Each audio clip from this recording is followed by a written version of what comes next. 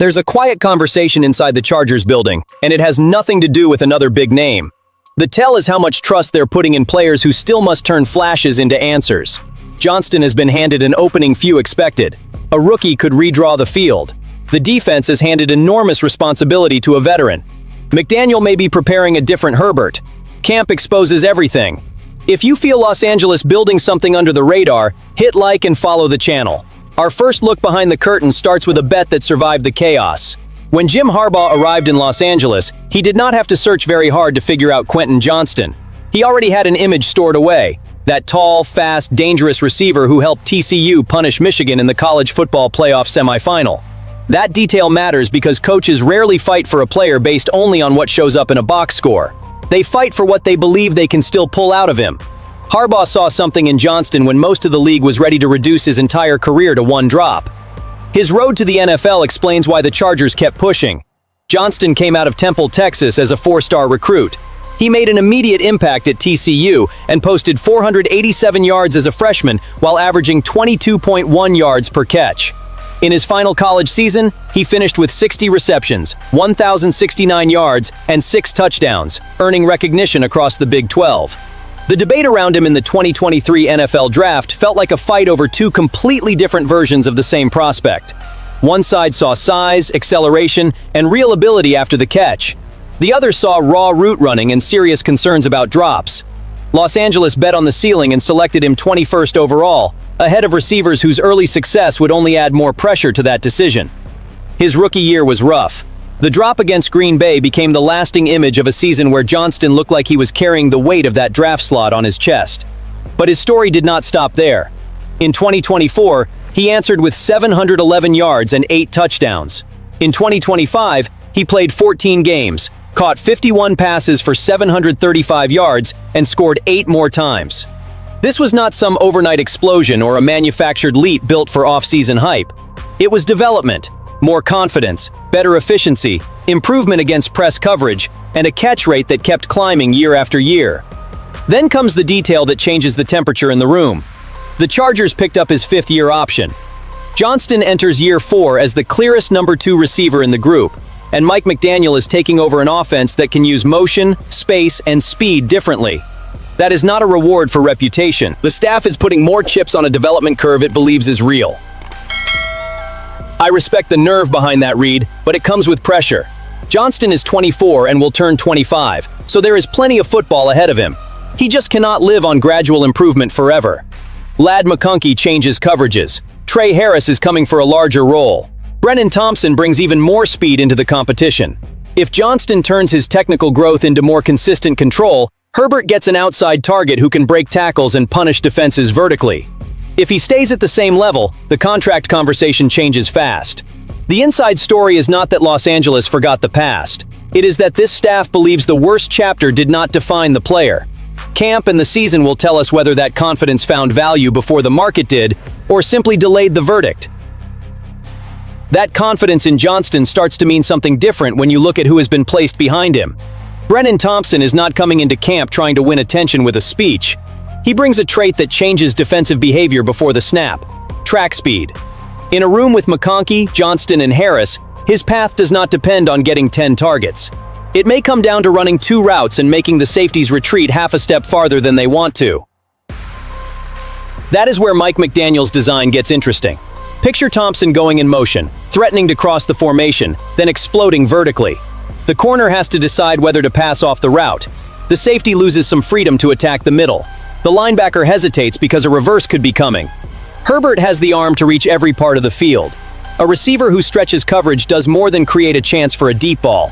He opens windows for McConkey inside, gives Johnston space to work after the catch, and can clear out the intermediate area for the tight ends. Inside the building, though, the evaluation will be much colder than the excitement created by his speed. What happens when a defender gets his hands on him at the line? Can Thompson keep the route on schedule when coverage tries to squeeze him toward the sideline? Can he track the deep ball without losing speed? Most important, can he repeat the right detail once his body starts feeling the weight of camp? Those answers will separate an August attraction from a real Sunday weapon. There is also a less glamorous competition that could decide his place on the roster: Thompson did not handle a major return workload in college, but the Chargers can test his vision, ball security, and body control on special teams. For a young receiver near the bottom of the depth chart, speed starts the conversation. Versatility can close the deal. If he can cover kicks, return the ball, or offer another reliable role, the staff suddenly has more ways to activate him on game day. A tool is not the same thing as a finished product. The jump to the NFL demands precise routes, strength through contact, and reliability at the catch point. That is exactly why his name is circulating as one of the most intriguing players in camp. Thompson does not need to steal anybody's job to alter this offense. He only needs to force defenses to respect a dimension that has been missing for too long. If that speed survives contact and the complexity of the system, Los Angeles may have quietly found the player who expands Herbert's reach and changes the space available to everyone around him.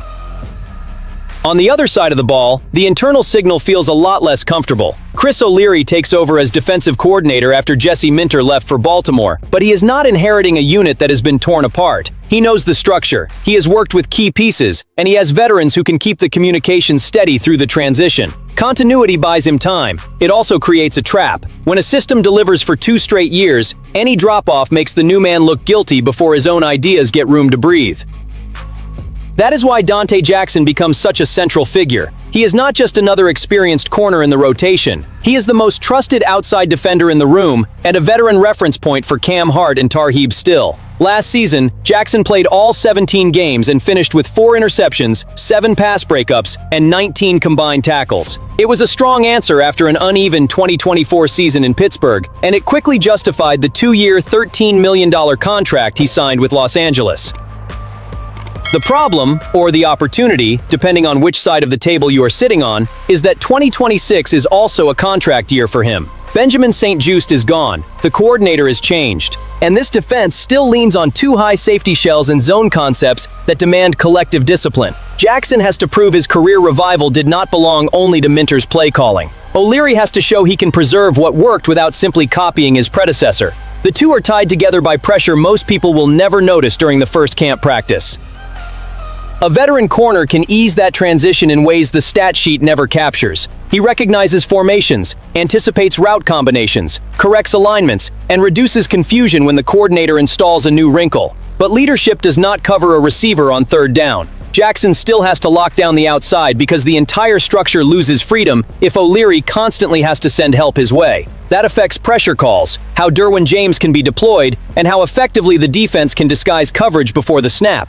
This is the debate I want to bring into our war room. During camp, pay less attention to the pretty interception and watch how often this secondary operates without hesitation. Then tell me in the comments which signal would show you first that the defense is still safe in O'Leary's hands. Communication? Pressure? Outside coverage? Maybe something else you catch. That answer tells us more than simply predicting numbers.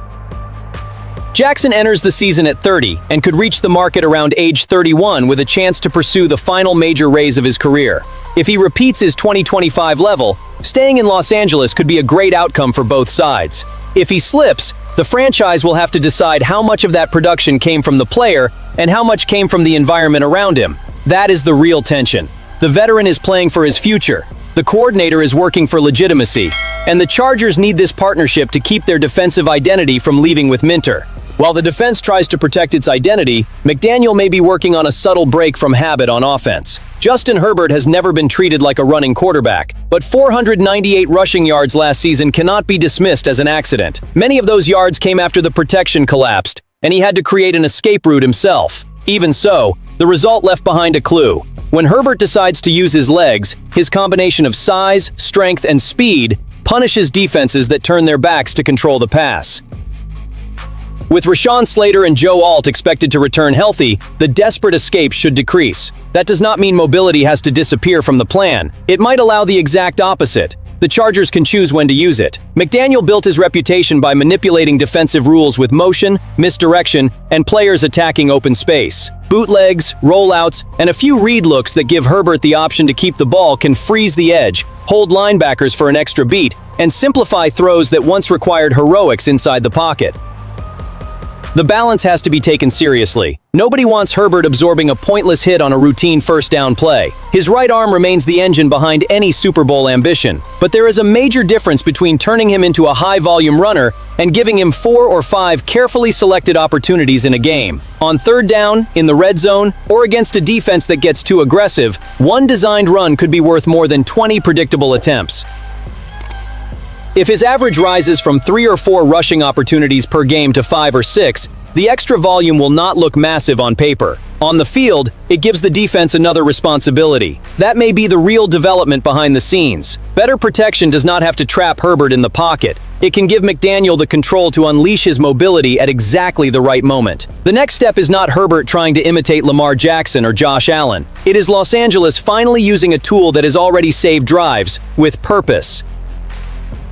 All 4 stories point toward the same secret. The Chargers appear less interested in outside solutions and more committed to what this staff can unlock. Johnston gets the chance to turn patience into a statement. Thompson can stretch the field without owning the volume. Jackson carries the continuity of a defense in transition. Herbert may gain calculated freedom to attack with his legs. That trust could elevate Los Angeles, or expose where it went too far. Subscribe to Los Angeles Chargers News today and follow every answer camp gives us. When the season arrives, I want to come back to this moment and measure which quiet decision changed this team's ceiling.